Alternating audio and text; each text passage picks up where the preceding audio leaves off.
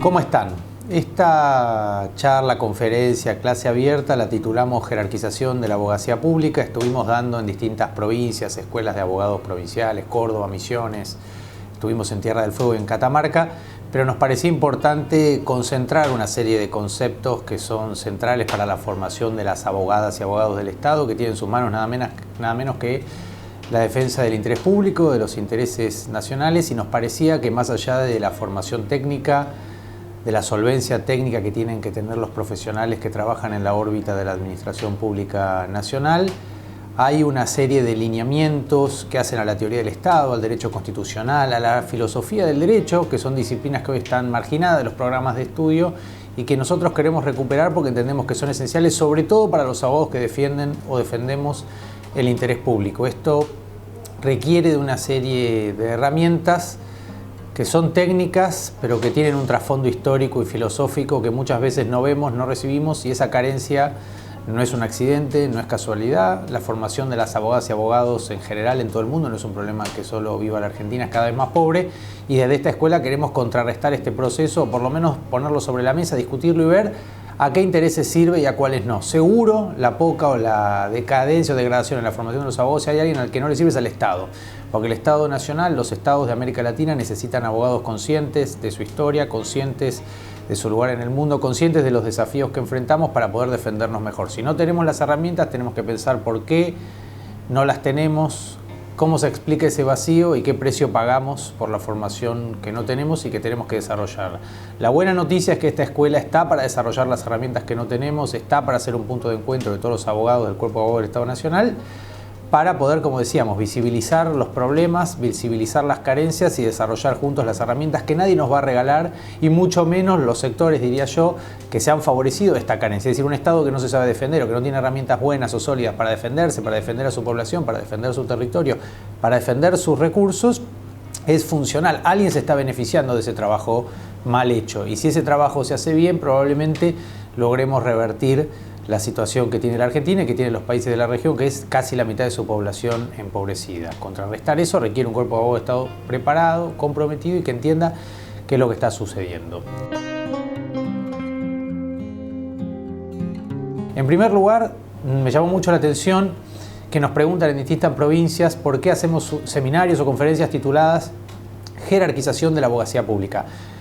Es una forma de jerarquizar al abogado del Estado, pero también es una forma de poner en la mesa de discusión por qué la abogacía pública es una categoría casi, yo diría, en desuso, que se escucha cada vez menos, cuando antes era la base del derecho. La base de la abogacía es la abogacía pública, y sin embargo hoy, luego de un proceso que tiene aspectos académicos muy fuertes que ahora voy a mencionar, esa categoría fue perdiendo terreno. Y eso no es un accidente y es perjudicial para la defensa de los intereses colectivos, para la defensa del interés público y la defensa del interés de la nación y del Estado, que es el eje de la formación que se imparte en esta escuela. Y ahí yo creo que tenemos que conocer dos o tres fenómenos que fueron sucediendo a nivel académico en las escuelas de economía y en las escuelas de derecho, que hoy replican muchas veces los enfoques de la economía. Y eso es un empobrecimiento para el mundo jurídico y una amenaza para el lenguaje jurídico. Hace ya creo que medio siglo, un autor norteamericano, Ronald Coase, en Chicago escribe un texto muy corto pero con un título muy elocuente y que yo quiero que ustedes conozcan para poder situar y trazar un mapa de discusión en términos de teoría jurídica. Este trabajo corto se llamó The Problem of Social Cost, el problema del costo social. Con este paper diminuto, pero que tiene un título elocuente, porque ya lo social pasa a ser un costo, y luego será el costo de los derechos laborales, el costo del derecho en general, el costo del Estado elefante, los costos que hay que reducir, los derechos que se reducen para reducir costos de un mercado que dice ser eficiente cuando arroja a la mitad de la población a revolver las bolsas de la basura para vivir. Con ese pequeño paper se empieza a abrir camino en las facultades de Derecho de todo el mundo, incluyendo naturalmente nuestro país, un enfoque que ustedes deben conocer mejor que yo, que es Law and Economics, el análisis económico del derecho o la economización creciente del mundo jurídico. Con este enfoque, Ronald Coase es un autor de Chicago que por supuesto ganó el premio Nobel y fue continuado por otros autores de Chicago más conocidos, más cercanos a nosotros, como Posner, que es otro abogado de la Escuela de Chicago, que tiene un texto muy conocido, que es el que les acabo de mencionar, el análisis económico del derecho, Law and Economics. Yo creo que este enfoque hay que discutirlo y parte de la filosofía alemana lo discute, pero sobre todo tenemos que entender cuáles son las consecuencias, no las, digamos, las explicitadas, sino cuál es el resultado que va quedando de este proceso a nivel académico. Y es una formación de nuestros abogados casi para ser todos directamente, diría yo, abogados que no tienen una mirada, un eje fuerte en el interés público, sino en intereses cada vez más, diría yo, compartimentalizados, corporativos, privados. Casi se forma abogados bajo una mirada de derecho empresarial, que es el derecho funcional al análisis económico del derecho, que está muy bien, pero deja de lado la prioridad que tenía en la carrera de derecho el interés público. Casi todos los que estudiamos o estudiábamos derecho, iniciamos esa carrera porque creíamos o creemos en la justicia. La justicia es el valor central de nuestra carrera y de nuestra profesión. Sin embargo, eso se ha ido perdiendo. Hoy los abogados cada vez menos se preguntan por la justicia en su carrera. Nadie o muy poca gente decide estudiar la carrera de Derecho porque piensa en construir un mundo más justo a través de esa herramienta que va a recibir en la facultad. Hay muchos autores que dicen que el derecho y la justicia están cada vez más separados, que casi hay un abismo entre los dos. Galanter es uno de ellos, hay muchos más. Casi como si la justicia no fuera ya una cuestión del día a día del trabajo profesional del abogado, sino una cuestión abstracta de los filósofos que lo discuten en un aula perdida de la facultad. A ese punto la pregunta de las teorías de la justicia, las preguntas sobre la justicia se han ido alejando cada vez más del mundo del derecho, y el derecho hoy está dominado por este enfoque que es el análisis económico del derecho. Y este enfoque, que es muy interesante, pero no es inocente, y genera ejércitos de abogados con una mirada, diría yo, más bien corporativa.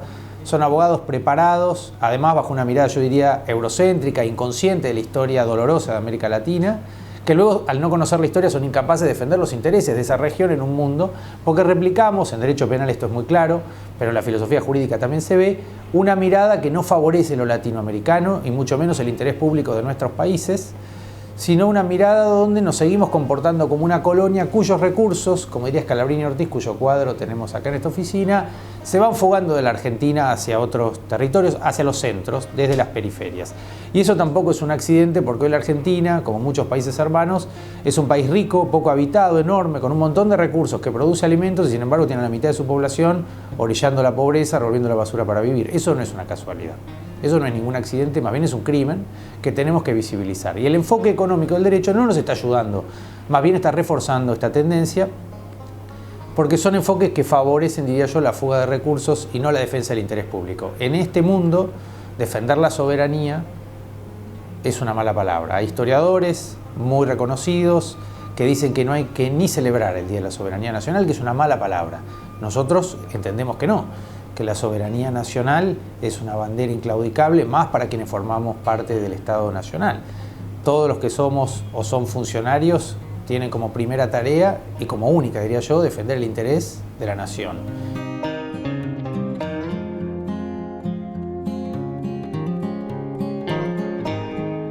Naturalmente, el enfoque que estamos cuestionando, el One Economics, que es muy interesante y hay que conocerlo, no nos va a dar herramientas para defender la soberanía de nuestros estados. Nos va a dar herramientas más bien para sobreendeudar financieramente a nuestros estados y empobrecer a nuestras poblaciones, que es lo que sucede hoy, paralelamente al tiempo en que estos enfoques se fueron poniendo de moda en América Latina, instancias de Chicago y en el mundo, diría yo, porque incluso en Alemania este es un enfoque que está creciendo en detrimento de la filosofía y de la dogmática que tiene una larga historia en Alemania. Bueno, este enfoque del análisis económico del derecho que se inicia con este paper del problema del costo social va creciendo a tal punto que hoy es predominante en todas las aulas de abogacía. Los abogados se forman de una manera cada vez más técnica, más específica, pierden de vista una mirada de conjunto, y en ese horizonte disciplinas como historia del derecho o filosofía del derecho o derecho político, donde Carlos Feit descolló, por ejemplo, Grondona, para poner dos ejemplos que no son progresistas, vamos a decir. Uno es conservador, el otro era un socialista que integró la Corte Suprema.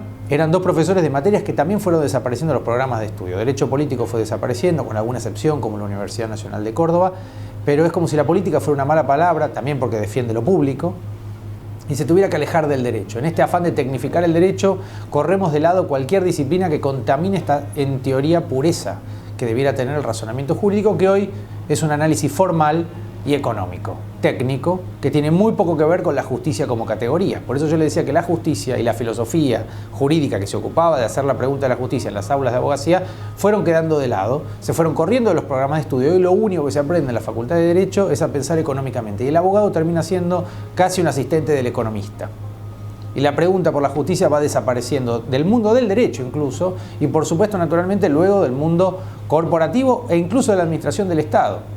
Justo decía que hubo una época donde los ministros de Economía eran abogados, porque la economía tiene que estar al servicio del Estado de Derecho y la justicia social. Hoy el ministro de Economía es más bien visto como un tecnócrata formado en economía, en leyes del mercado. Eso porque hay un predominio de la formalidad de estos enfoques y el derecho ha ido perdiendo cada vez más terreno. No solo ya no hay ministros de Economía que sean abogados, porque la pregunta por la justicia que debe dominar la administración fue perdiendo terreno y estos enfoques economicistas lo fueron ganando, sino que ya está el retroceso que ni en la facultad de Derecho la pregunta por la justicia es una pregunta relevante.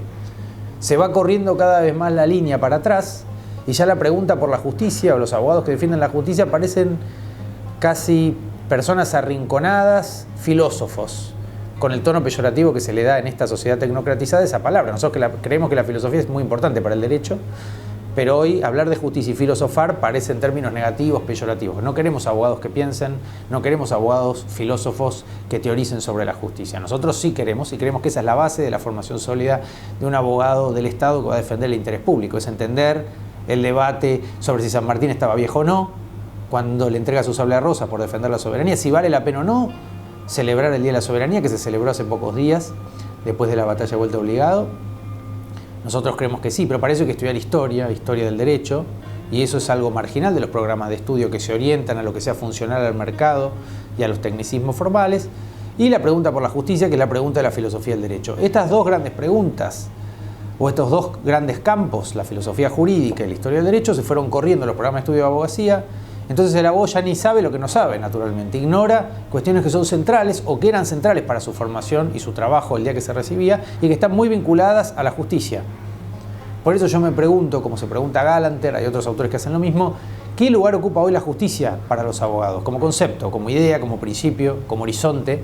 Evidentemente un lugar cada vez más acotado. Parece una pregunta demasiado amplia. Es tan injusto además lo que vemos que parece rimbombante preguntarse por la justicia. Pero nosotros creemos que si el cuerpo abogado del Estado de un país que tiene a la mitad de su población orillando la pobreza no se vuelve a preguntar por la justicia, es muy difícil que cualquier otra formación técnica que reciba sirva para algo real, eficaz para la sociedad.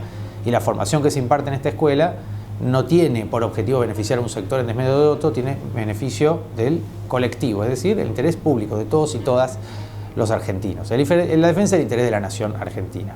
Pero esa formación necesita un enfoque crítico que permita pensar de dónde venimos y por qué no tenemos las herramientas que a veces, aunque tengamos ganas de defender el interés público, nos permitan hacerlo y no podemos porque no alcanza con la buena voluntad, no alcanza con tener la convicción, hay que tener la formación para llevar esta defensa adelante. La Revolución de Mayo es muy ejemplar en este aspecto. Personas como Mariano Moreno, además de ser personas enormemente abogados, enormemente comprometidos, eran personas de una enorme formación. En el caso de Moreno tradujo a Rousseau, nada menos, uno de los baluartes de la Revolución Francesa, uno de los escritores más brillantes, cuya obra le recomiendo a todos los que nos están escuchando, también su crítica a la sociedad del espectáculo en la Carta de Lambert. Creo que todo el diagnóstico que hace Rousseau y lo que anticipa es lo que estamos viviendo hoy, la banalización, la farandulización de la política, la degeneración o, digamos, el empobrecimiento de los debates políticos, institucionales que afectan sin duda a la sociedad. Para cerrar lo que le decía del análisis económico del derecho, evidentemente este enfoque que nace con este paper, el problema del costo social, como si lo social fuera un problema o un costo y no un derecho, termina colonizando el mundo del derecho y el derecho y su filosofía terminan desapareciendo en los programas de estudio y en su lugar hoy lo único que tenemos es el análisis económico. Pero el análisis económico no tiene mucho que ver con el análisis jurídico y esto es lo primero que tenemos que mencionar. El derecho tiene su lenguaje y sus propios parámetros que no son ni tienen por qué ser los de la economía. Enseñarle a los abogados a pensar como economistas es no enseñarles a pensar como abogados y por eso la pregunta por la justicia desaparece de las facultades de Derecho y disciplinas como filosofía del derecho o historia del derecho son cada vez más marginales de los programas de estudio porque no queremos abogados que sepan pensar. Evidentemente preferimos tecnócratas grises que pongan sellos en un escritorio que tener un cuerpo de abogados consciente, comprometido con la defensa de la soberanía de la nación. Eso requiere una formación más amplia, no solo técnica en derecho administrativo, que es la base de la formación que se imparte en esta escuela, sino una mirada de teoría jurídica que permita discutir, no impugnar por la galería, porque sí. No es que no nos guste el análisis económico porque no tenemos, sin argumentos. Lo entendemos, lo leímos y lo cuestionamos porque entendemos que no le está sirviendo a la Argentina para defender sus posiciones.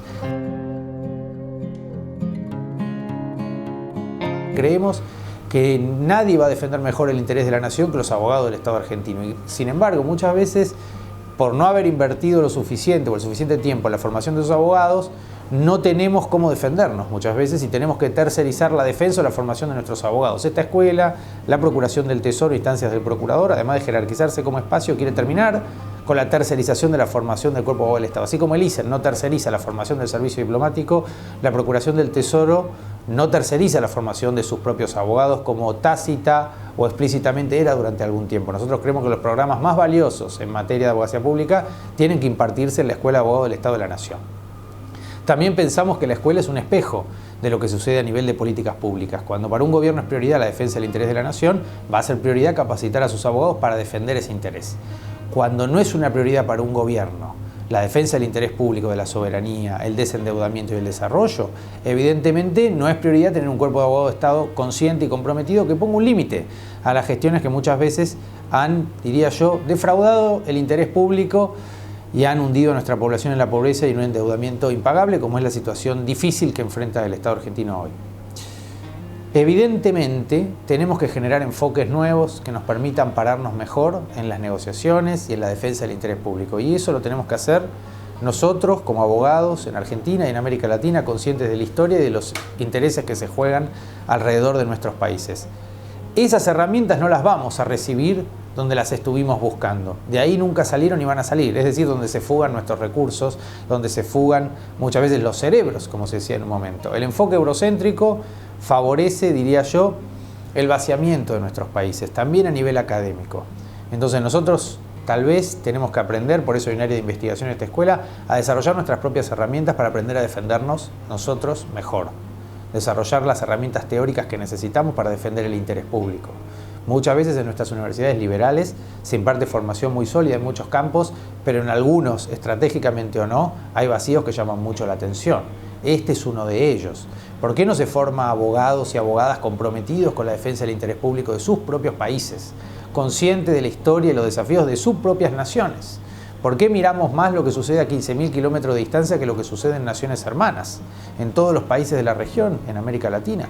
¿Por qué desconocemos absolutamente nuestra historia? ¿Por qué la historia no es un eje de la carrera de abogacía, los principios de derecho latinoamericano, finanzas públicas? Estas materias empezaron a ponerse en discusión en los últimos 20-30 años a raíz de la integración latinoamericana y del desendeudamiento que iniciaron hace 20 años en nuestros países, simultáneamente sobre todo en la Argentina y Brasil.